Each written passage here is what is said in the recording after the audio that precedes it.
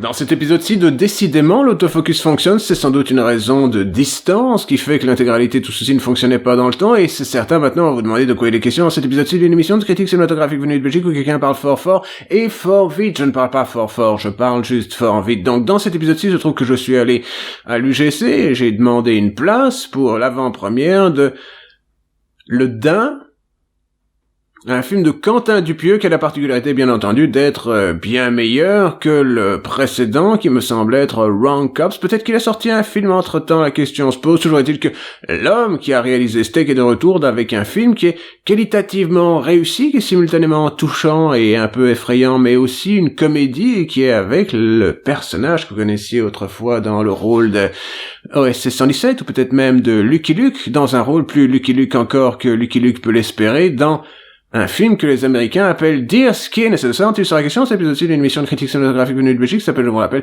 Critique avancée de Martyr.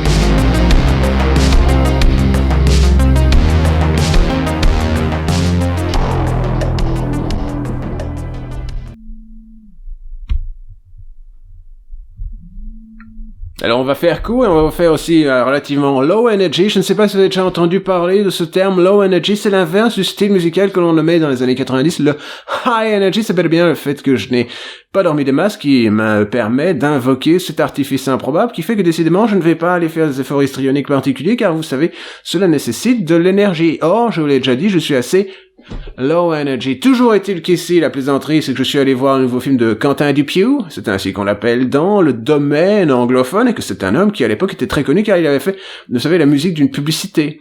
La publicité qui était pour les jeans, vous savez, que c'était un personnage qui était cool, c'était Flattery, qui faisait genre comme ça, pendant genre. Puis après, il y avait le magnifique générique, qui était en fait plutôt un clip pour la même musique, et que vous voyez, c'est possible encore et toujours de se lancer dans le domaine du cinéma quand on est du domaine de la publicité, et qu'en plus, si on peut faire des économies en réalisant la musique de ses propres films, comme il le fit dans le temps avec ses premières productions, je n'ai pas remarqué que c'était lui qui réalisait la musique de ce film, s'appelle Le Dain, hein, et que d'une manière ou d'une autre, vous aurez certainement remarqué que je ne parle pas de film français, parce que vous savez, moi, si c'est pour voir Daniel Auteuil qui se plaint que son fils c'est un branleur, ou je sais pas moi, les gens qui ont des problèmes de couple mais qui décidément ils veulent se mettre ensemble et qui veulent plus se remettre ensemble et qui ne veulent pas faire un effort consensuel pour bien s'entendre, alors que je sais pas moi, c'est l'histoire d'une famille qui est plutôt huppée, que oh non, le fils ou la fille a ramené un émigré à la maison et qu'ils ont du mal à s'entendre, car décidément, vous savez, c'est une comédie, il y a quelque part Norman qui fait des films, qui est bel et bien en caméo pendant 30 secondes, comme ça on peut le mettre dans le trailer, vous savez,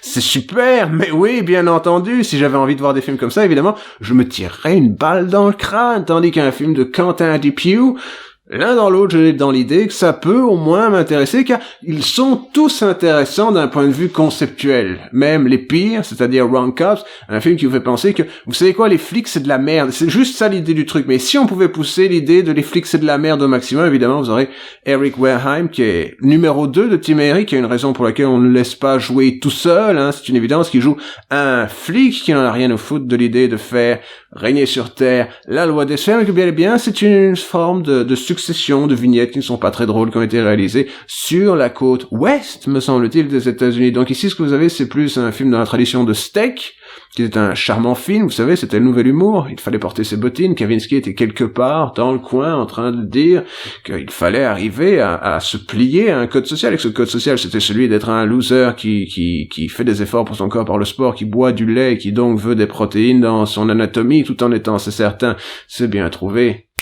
C'est bien Tommy, aficionados d'un style de musique atonale improbable, que vous savez, et des choses comme ça, bref, le type de musique qui a rendu populaire Yuzo Koshiro, le réalisateur de la musique de Streets of Rage. Donc là, ici, j'ai fait le préambule, j'ai un peu étoffé l'affaire, je vous donnais un vague consensus sur ce que c'est qu'il se passe dans ce film-ci, et mon approche par rapport au cinéma français. Et toujours est-il que voilà, je n'ai pas vu au poste non plus, car vous savez, moi, à la fin, Benoît Poulvord, cela me casse les couilles, je veux dire, je l'ai déjà vu, il était près de chez nous, c'était il y a quelque chose comme 25 ans maintenant, et que donc, on se retrouve dans cette situation très particulière où on est en train de voir un film qui s'appelle Le Daim, et que c'est avec, vous savez, l'homme qui jouait Lucky Luke à l'époque, ouais, c'est 117 lui-même, Jean Dujardin, et une dame qui sait jouer, vous devriez probablement lui donner des rôles vu qu'elle sait jouer, elle s'appelle Adèle Hanel, ce qui est pratique vu qu'elle a donc un nom qui rime, c'est pratique, c'est joli, cela sonne plutôt bien.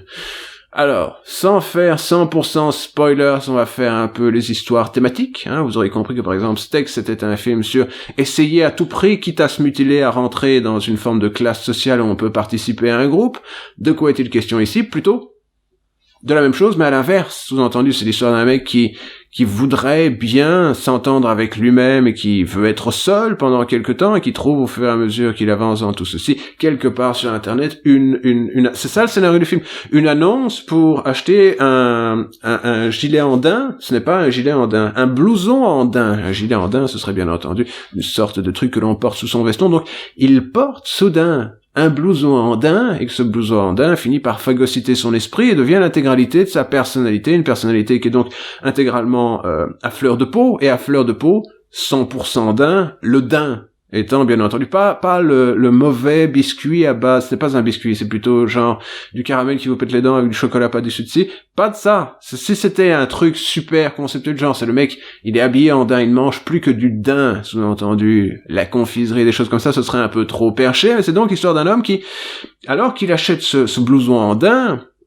on lui offre en bonus, parce qu'il a pas mis la différence entre les deux, mais qu'on a besoin d'un contexte qui permette au personnage d'être réalisateur de film, car vous savez, l'homme voit, l'homme filme, l'homme prend des traces de ce qui l'entoure, cinématographie et cinémascope et cinémarture et les gens qui parlent à des caméras, une forme de réflexion sur le fait que tout le monde il est un peu seul à parler à une caméra de nos jours, vous savez, les réseaux sociaux, mais ce n'est pas un film sur les réseaux sociaux, c'est un film qui prend le contexte des réseaux sociaux et les sort ailleurs pour vous en faire quelque chose d'un peu plus incongru, et que le truc qui est très con et qui est très cru dans tout ceci, c'est on apprend vers le milieu du préambule, disons dans les 15 premières minutes d'un film qui en fait quelque chose comme 77, donc c'est court, c'est le nouvel humour, et des choses comme ça. Bref, on apprend qu'en fait, il s'est foutu sur la gueule avec sa femme. Je suis en train d'attraper des morceaux de trucs que je vois flotter en l'air. C'est pas moi qui ai pris des drogues hallucinatoires.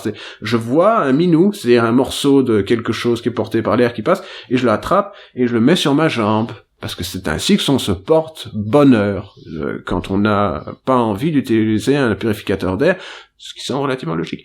Donc, le type, il s'est engueulé avec sa femme, il décide d'aller quelque part dans Landerneau, sans doute dans le sud-est, peut-être même plutôt le nord-est de la France. Il y a des massifs rocheux, il n'y a pas tellement, peut-être ça ne ressemble pas au sud-ouest, bref. Et il se dit, mais qu'est-ce que je vais faire? Et la question se pose, que va-t-il faire? Il va faire un film, et discuter avec une serveuse locale qui est jouée par une actrice qui sait jouer, ce qui est assez rare. Vous devriez lui proposer des rôles, je veux dire, pas comme Daniel Auteuil, où décidément son fils est un branleur et qu'il a ramené à la maison un type qui est un émigré et que décidément, vu qu'on est déjà UP, ça nous pose des problèmes. Ça s'appelle Adèle Hanel, et que donc la plaisanterie, c'est que l'intégralité va mener à faire finalement, ça c'est un léger spoiler, car vous aurez certainement sans doute vu ça dans le trailer. Je n'ai pas vu le trailer parce que je voulais aller voir l'intégralité de tout ceci en étant pur, comme les neiges qui viennent de tomber sur l'Himalaya, Ça devient un slasher, en gros. Un slasher avec du Jodassin au début, c'est assez rare, mais c'est assez bien. Et que puis-je vous dire de plus sans vous révéler tout ceci? Je peux vous parler de l'expérience d'aller voir une avant-première à l'UGC Toison d'Air. Alors, on avait vu sur la publicité que c'était pour 19h pile, Je suis arrivé à 19h pile, J'ai attendu 25 minutes que tout le monde y soit assis parce que décidément c'est ainsi que ça fonctionne. Ensuite, Jean Dujardin, le frère de Patrice Désilets, qui est bien entendu, c'est une blague, vous savez, ou alors de Jeanne de l'Océan, des choses comme ça. Bref, c'est une blague sur le fait que son nom c'est Jean et il est du Jardin. Vous voyez, c'est très intelligent. Hein. Je veux dire, je suis un grand intellectuel de l'internet. Hein. C'est le genre de blague qui donne envie aux gens de mettre un pouce vers le haut. Et donc voilà, le type il est arrivé avec Quentin Dupieux, qui se ressemble plus du tout, et toujours est-il que lui non plus. Et ils ont été interviewés par une femme relativement aigrelette, blondasse de la radio première sans doute ou la RTBF. Bref, vous voyez le genre, qui a commencé par enchaîner des questions malhabiles pendant 15 minutes en allant jusqu'à spoiler la fin du film, parce que c'est ça les professionnels de la RTBF, c'est le niveau supérieur des professionnels des médias, c'est une évidence. Et c'est à ce moment-là qu'on a vu que Jean Dujardin, qui est un mec chill, vu qu'il a réalisé tous ses rêves de gamin, il a été Lucky Luke dans un film Lucky Luke catastrophique, il a été ce personnage qui s'appelle Georges, qui est visiblement l'homme le plus classe du monde, peut-être s'appelle-t-il Habitbol de son nom de famille, la question se pose, donc je vois-t-il que il a été vraiment énervé, il était genre haha, mais bien entendu, et en même temps on voyait qu'il entendait dans son crâne, envie de lui péter la gueule à grands coups de pied, et que voilà. Cependant, évidemment, Bryce Nice s'est tout de suite mis en mode je suis quelqu'un qui présente les activités au club Méditerranée, il a donc parlé un peu avec le public, il a demandé si quelqu'un était venu avec sa belle Gisquette en daim, etc. Bref, l'intégralité des choses se sont passées jusqu'à ce qu'on puisse voir le film. C'était un film qui était très intéressant, avec des intérieurs très Twin Peaks, un montage très efficace, et que Quentin Dupieux est en train de devenir un réalisateur pas nécessairement extraordinairement versatile, mais extraordinairement efficace. Je veux dire, moi, un de mes films favoris français, c'est Rubber. Je vais pas avoir honte de l'admettre. Et j'aime bien quand il a des idées starbées, que c'est des idées qui sont contextuellement basé sur un contexte où on se dit oui, contextuellement basé sur un contexte, encore une grande phrase de l'internet, pouce vers le haut. Toujours est-il que voilà, j'aime bien quand c'est genre une blague de fumeur de spliff mais portée à l'idée d'un long métrage. C'est l'histoire d'un mec, sa Gisquette en daim lui parle et elle a un rêve, c'est d'être le seul blouson en daim sur la planète, d'être même le seul blouson, et que si tu rencontres quelqu'un qui porte un blouson, il doit te faire promettre de plus jamais porter un blouson dans sa vie, avec un peu de chance, un jour, toi et moi, on sera la seule personne à porter un blouson, et le seul blouson sur la planète, et que c'est ça le concept du film. Et ça devient un slasher, je l'ai déjà dit, voilà. Et donc, est-ce que je peux recommander ce film? Oui, si vous aimez Quentin Dupieux, vous allez adorer ce film. Si vous aimez les films contextuels, avec une idée conceptuelle, c'est ça que je cherche comme mot depuis tout à l'heure, c'est conceptuel.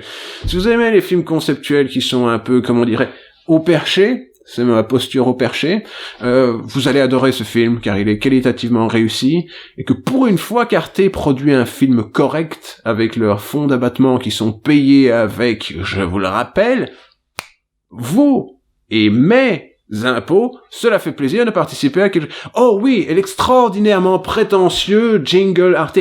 Ce film est né sous une bonne étoile. Genre, oh, ils se prennent pas pour de la merde sur Arte, dites-moi. Bref, c'est un bon film, je vous conseillerais d'aller voir ce film si vous aimez les bons films. Ce n'est pas un film avec Daniel Auteuil qui décidément a sa fille, qui lui ramène soudain un immigré qui sont pas assez cool pour imaginer tout ceci. Ce n'est pas La Beuse non plus. Voilà, il n'y a pas Vincent Desagna dedans, hein. Il n'y a pas Pascal Légitimus non plus. Il y a juste Jean Dujardin qui joue fort bien dans cette espèce de... Il n'y touche pas mais il y touche. Il joue très bien les mecs débiles. Je sais pas ce que ça veut dire, mais il joue très bien les mecs qui sont pas réellement à 100% en rapport avec la réalité. Confirm, Rise the Nice, etc., c'est OSS 117, etc. Donc, allez voir ce film, ça vous fera pas de mal. Je vais essayer de ne pas vous le spoiler, hein. J'espère que vous ne le spoilerez pas dans les commentaires. Si vous avez vu le film et que vous pouvez me donner un vague avis sur le reste de la production de Quentin Dupieux, parce que je vais peut-être me renseigner sur le reste, parlez-moi, ça me fera plaisir. Vous pouvez bien entendu aussi nous aider à faire croître cette magnifique chaîne YouTube en vous abonnant, en mettant un pouce vers le haut ou vers le bas. Je veux dire, c'est à vous de voir. Et que voilà, je vous retrouverai dans un prochain épisode, je sais pas encore de quoi il sera question, mais je sais qu'il y a bientôt un nouveau film Chucky qui sortira, donc voilà, ce sera sans doute de ça dont il sera question, dans un nouvel épisode d'une émission de critique. Mais j'ai pas pris la respiration avant, je vais devoir faire un nouvel épisode de l'émission de critique cinématographique venue de Belgique, qui s'appelle, je vous rappelle, Critique en cinéma.